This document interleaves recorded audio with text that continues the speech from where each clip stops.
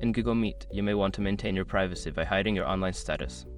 Follow these steps to manage your visibility effectively. Step 1. Open Google Meet. Launch the Google Meet application or visit the Google Meet website on your preferred browser. Ensure you are logged into your Google account. Step 2. Access Settings. Once in Google Meet, locate the settings icon, usually represented by a gear symbol. Click on it to open the settings menu where you can adjust your preferences. Step 3. Navigate to Privacy Settings. In the settings menu, look for a section related to privacy or visibility. This is where you can find options to manage your online presence and status. Step 4. Adjust online status.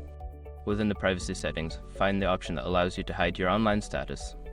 Toggle the setting to turn off your visibility to others in meetings. Step 5. Save changes. After adjusting your online status, make sure to save your changes before exiting the settings menu. This ensures that your preferences are applied. By following these steps, you can successfully manage your online status in Google Meet, enhancing your privacy during virtual meetings.